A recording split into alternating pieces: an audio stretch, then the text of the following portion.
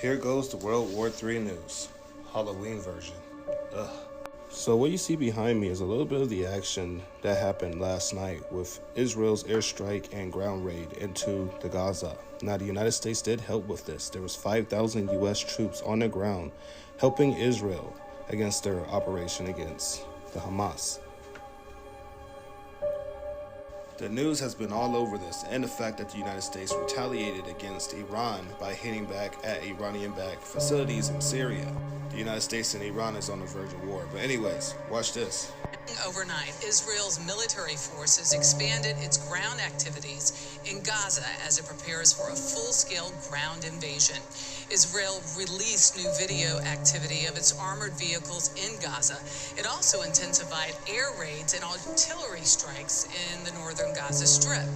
The Israeli Defense Force warned civilians who are still there to go south, where it is much safer.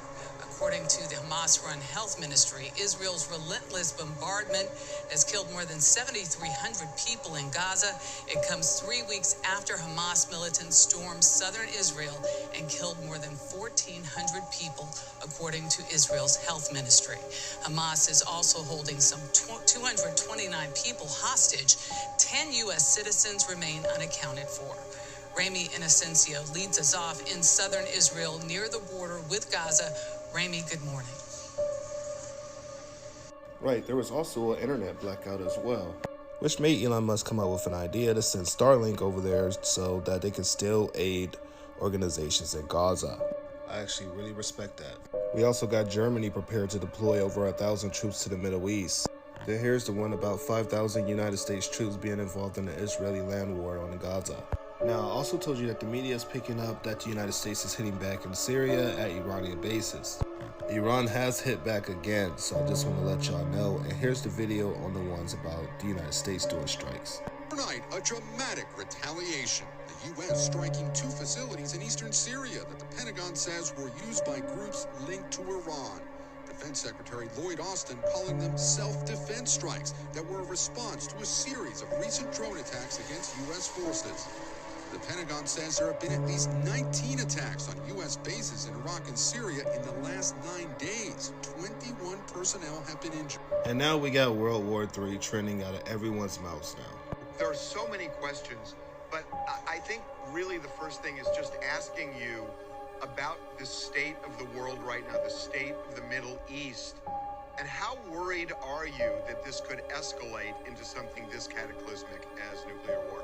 I was very worried about the state of the world before this latest crisis in the Middle East. We had 2 situations that were potentially explosive. One is the war between Russia and Ukraine, and the other is the situation surrounding Taiwan. And either of those was ready to explode. In fact, the bulletin atomic scientists moved the hands of the doomsday clock to 90 seconds before midnight, the closest we've ever been.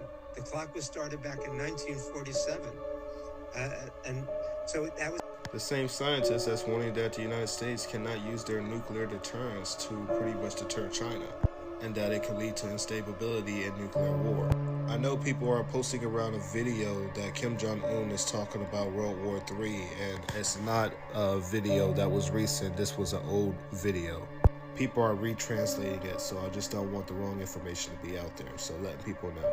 And apparently a new phase of war has started between Israel and Gaza, so keep your eyes open. Anyways, more news next.